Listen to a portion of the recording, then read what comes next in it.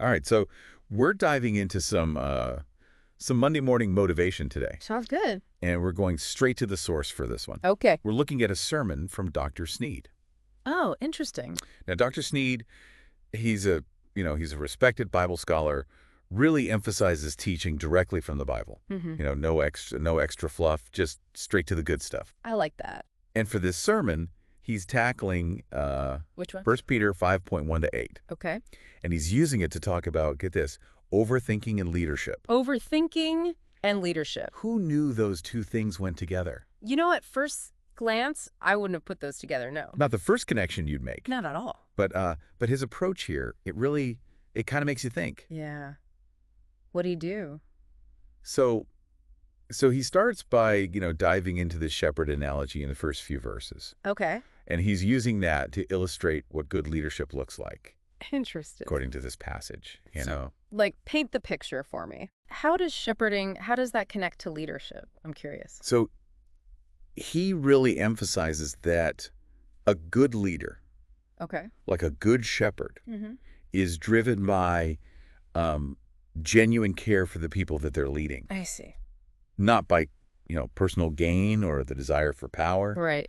He keeps coming back to that idea of serving others willingly. Serving others willingly. It's not about you, the leader. It's about the well-being Yeah. of those in your care.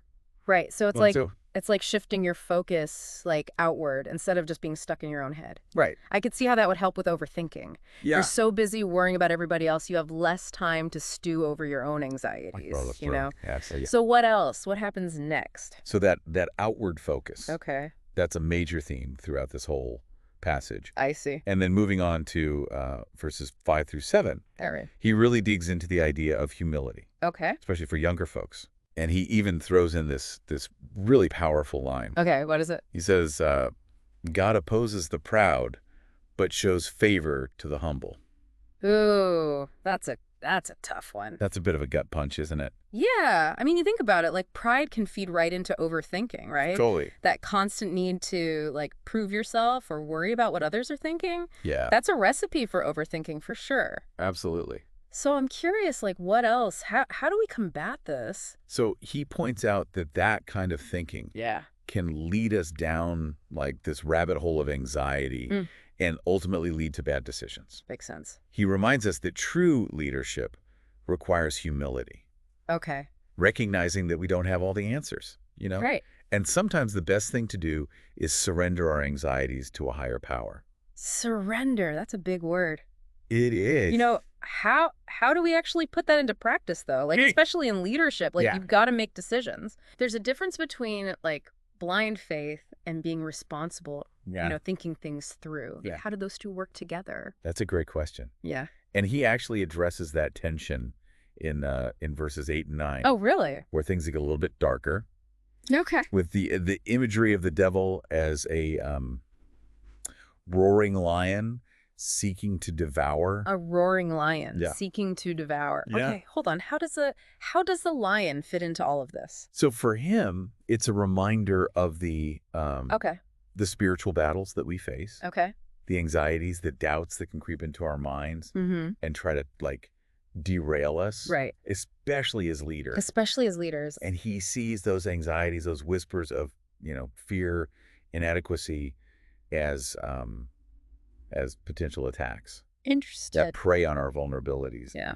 The key, he argues, is to recognize those attacks for what they are Okay. and not let them take root. I see. So it's like not ignoring the problems, Yeah. but confronting them. Right. Head on. It's about being aware of those negative thoughts and not letting them control you, Right, like calling them out for Yeah. what they are. Like, Yeah. these are lies. Exactly. These anxieties, this fear, this is not the truth. Exactly. That's a really powerful way, I think, to look at overthinking, especially when you're trying to lead. Right. It can be so easy to get bogged down. But Right. if you can reframe those thoughts, those anxieties, Yeah. that's powerful. It's like knowing your enemy. And sometimes that enemy is your own mind. It really can be. Yeah. So to sum all this up, Yeah. Dr. Sneed saying, Yeah. lead with a shepherd's heart. Right. Embrace humility Mm. and just stay vigilant against those negative thoughts. Yeah. Because they will lead you down a path of overthinking. They will. That's a pretty solid Monday morning pep talk. It is. And it really makes you think, do these principles apply to everyone? Right. Even if we're not in like a formal leadership position. Yeah. Like, what about our families, Yeah. our friends, our communities? Right. Can we apply these ideas of service and humility and awareness to those relationships too? It's interesting. Food for thought, Definitely. as we head into a new week. Absolutely. Some Monday motivation to take with us. Yeah. And I think that's something we can all think about this week. So thanks for joining us Thanks for having me. for this deep dive. Absolutely. And we'll see you next time. Sounds good. See ya.